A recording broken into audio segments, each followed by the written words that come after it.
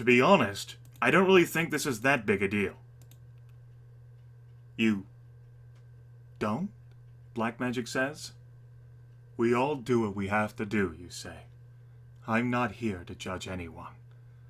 Black Magic stares back at you in awe, though you can't quite tell if she's impressed or upset. Does she want you to be against this? Suddenly it makes sense. Well, we've already read that. Okay. Can you give me a minute? Black Magic chokes out between sobs. Sure, you say, backing toward the teleportation door. The smell of the room is starting to make you queasy anyway. Without another word, you walk back into Black Magic's apartment, and she doesn't stop you.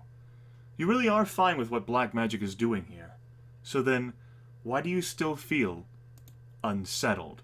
Okay, so same relationship all the way. I don't think we fucking lost anything. Other than, well, I mean, I guess we got to explore an option, and you got to see me actually use my rollback powers. Which I'm glad I can do. In case of fucking recording snafus, which, spoilered, have happened. Due to, like, power flickering, and due to asshole trains being obnoxious, and due to one time where the puppy didn't want to be alone, and I figured I'd allow her to keep me company.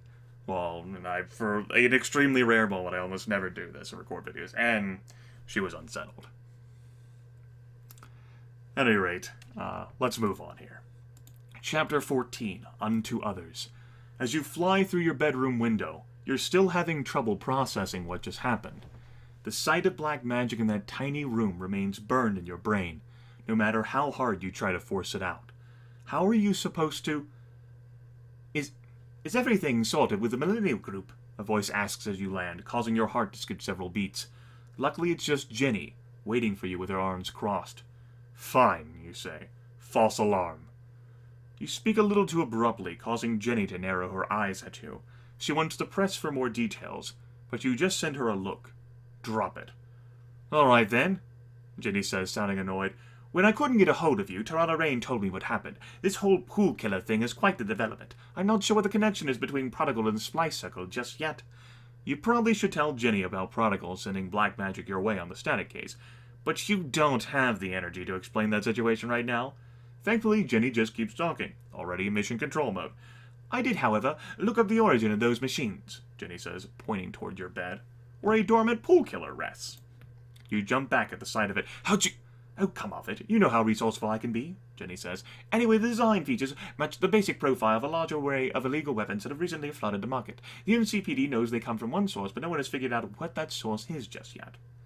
I think Prodigal may be the weapon source.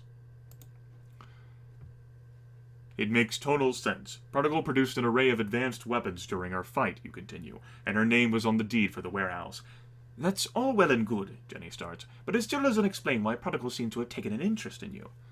I definitely think Prodigal has it out for me, though I have no idea why. Prodigal appeared in the Gravitas case, sent Black Magic looking for you, and might have supplied the pool killers to Madame Vice. All the signs point to Prodigal messing with you directly. But if she is coming after you, why hasn't she attacked you since the Gravitas case? And she hasn't taken credit for anything yet. It just doesn't make sense, which is why finding Prodigal needs to be a top priority. Gimmie pauses, pinching her elbows, which you know means she's about to bring up something uncomfortable. And why was that warehouse named the Artillery? Could it be connected to my parents somehow? Gimmie just works on her elbow, not answering. You start to think it through. How could anyone know your connection to Miss Artillery? It's too obscure. Someone would have to know not only your secret Sterling identity, but also the PFPP cover-up of your Reaper identity as well. And even after all of that, they would then have to make sure you received the right tip-off to break into the warehouse. That all seems too elaborate and far-fetched to be true. Besides, the Artillery is a very predictable name for a weapons company. The connection must be negligible. But even if that is the case, you still need to make finding Prodigal a priority. Does this give us any leads on finding Prodigal, you ask? Yes and no. If Prodigal is involved in the Artillery, we can find a way to make a false transaction and hope it leads to her. But that will require some deeply unpleasant undercover work.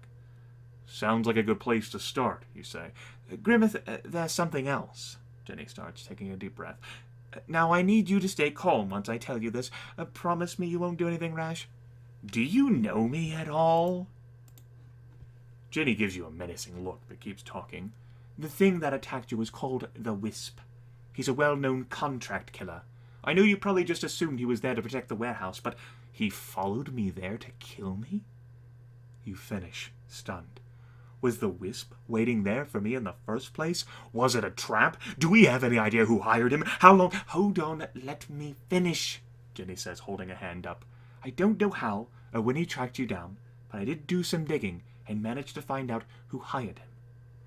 Gimmie just looks at the floor and works over her elbows, clearly not wanting to deliver whatever news she has. Well, who was it? Was it the Spy Circle? Rexford Schillers? I feel like I should know that name. Was that involved with the Gravitas case? I think it was the guy who wanted the Gravitas. You Smitherback, was it? No, Gimmie. No, Grimith, Gimmie says. It was... Prodigal? Well, I imagine The victims? Jerry. The name rings in your ears, causing a cold rage to spill through you. Jerry did this? You knew he'd be out for revenge, but trying to have you killed? Could he really be that ruthless, or that bold to think he'd get away with it? Then you think about what his father did to you and your family, and you have your answer. Are you sure? You asked Gimmie, your whole body beginning to quake. He tried to make an untraceable payment, but it didn't work. The MCPD tracked the deposit back to a hidden account linked to Jerry's meat ship. Gimmie looks like she wants to say more, but you don't let her, because you already know exactly what you're going to do about Jerry. Now, folks, this, to me, sounds like it could be another part of Prodigal's grand, chess mastering bullshit, but I'm not this fucking character here, and I'll get revenge. I'll leak the story to the press and ruin the victim family. I'll do to them exactly what they did to me. Achievement, article Jury. Printed an article on Jury. There's no way in hell you're letting Jury get away with this, and you definitely can't waste this opportunity to deal both Jury and Mayor Victim's careers a deadly blow. You glance down at your mead ship to call Sonya, but Gimmie grabs your arm. Grimith, what are you doing? I'm letting the world know exactly who the victims really are. Gimmie pauses, looking severe. Are you sure you want to do this? If you do, you'll be declaring war with the victims. You pull your arm away and look Gimmie dead in the eye. This already is war. Sonya answers on the first ring. Later that night. You make sure to be late to your meeting with Jury, letting him sweat it out in Ring Square for a while. The pretty rich boy definitely won't be used to hanging out in derelict parks, plus his power to see through multiple perspectives will only worsen his nerves, considering he'll be able to see exactly how many eyes are on him. It's been a few hours since Sonya's article broke, and it has already spread like wildfire through MC. You couldn't be happier, especially because you also got a $2,500 paycheck for the scoop. And seeing how much that scoop got you, the Fistful and Monk romance scandal immediately crossed your mind. Did you sell them out while you were at it? Yes! Achievement article Fistful. Printed an article on Fistful. Selling this story got you an additional $10,000, since it was a seriously A-list tidbit. Once you see a droplet of sweat begin to run down Jury's forehead, you decide it's time to fly down to face him. I keep underestimating you, cutie, Jury says, flicking a half-finished cigarette into the nearby bushes. That will never happen again. Had a fun night, did we? You know, it's a good thing you screwed up the Gravitas case so badly. Otherwise, people might actually have believed that half-baked story of yours. People do, you say through clenched teeth. Sure, but most think it's just the desperate attempt of a no-name hero trying to eliminate his far superior competitor. Jury says, picking a speck of dirt out from under his fingernail. My father already arranged for the criminal charges to be dropped. It was fairly easy since I didn't actually hire that Wisp weirdo. The MCPD already traced the Wisp payment to you. A transaction they have since discovered was not cleared by me, considering my account was hacked yesterday morning. Jury says, reveling in the doubt that crosses your face. Looks like someone out there wanted to take you out and set me up for the fall. Your mind immediately begins to race. Could Jury be telling the truth? Of course not. How convenient, you say, not believing this lying lowlife for a second. Believe whatever you want, Jury says, but know this, you just made some powerful enemies very, very angry. Really? Because I always thought we were going to be the best of friends. Yeah, well, the gloves are off now. My father didn't care much about you before, but your little stunt started messing with his potential campaign. Let's just say that he's become rather motivated. However motivated he might be, it doesn't seem as if Mayor Victon has told Jury who you really are, which means at least one of them has some sense. But you didn't call me here just to gloat, Jury says. What do you want? You did call Jury here for a reason. You have one last play to make. I'm not getting the Millennial Group Reserve spot. After what I just did? After how I fucking buried people? After how I've said consistently that I am not a team player? No chance! Yeah, sure, truce. You never wanted that spot to begin with, and let's face it, you probably weren't going to get it after all you've done with the Millennial Group. This is the smart move. You can keep Mayor Victon off of your back with your Reaper identity. And whether or not Jury really did hire that assassin, this gesture might keep him at bay too. Why, that's mighty big of you, Jury says, a broad smile smearing across his face. I think that'll do quite nicely for now. So what do you say? Truce? Jury holds out his hand, and you desperately want to rip it off of his wrist. Instead, you shake. Truce, you say. At least for now. You know, I can handle the victims later after I deal with this whole prodigal business, yeah? Smart move. Besides, I can't fucking see how I would be accepted into the Millennial Group. I really can't. After how I just fucking sold a story on Jury and Fistful and Monk. And pretty much given team playing the middle finger. Just can't see it. You fly back toward home once again, feeling completely worn out. Despite the ever-growing list of problems piling up in front of you, all you can currently think about is paying next month's rent. Now that the possibility of Millennial Group membership is put on hold, how are you going to make money? I'll find more heroic cases. It may be time to apply for hero unemployment. The money from selling the Jury story will definitely help.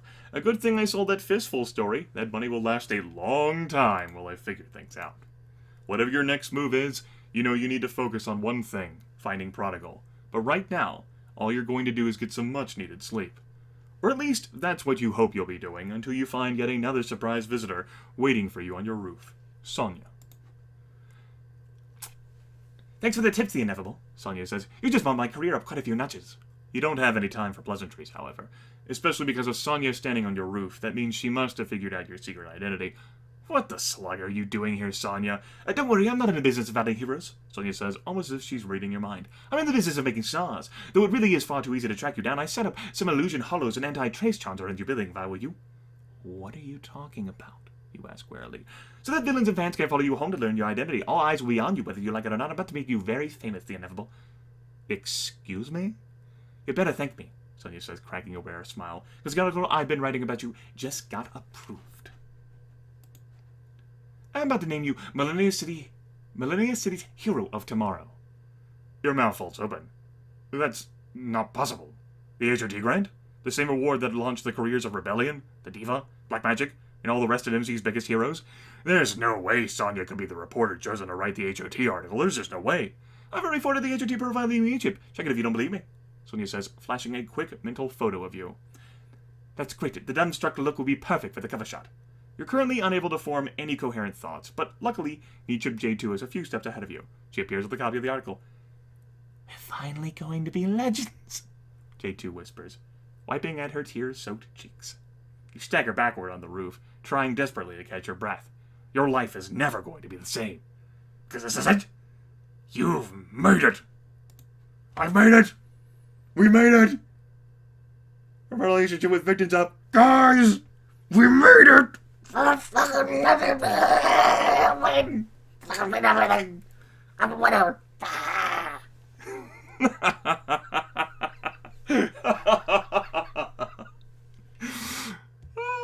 Holy shit.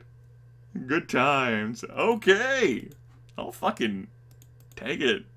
Hell yeah. I guess, good chapter, everyone. I'm going to part 3 next time. See you then.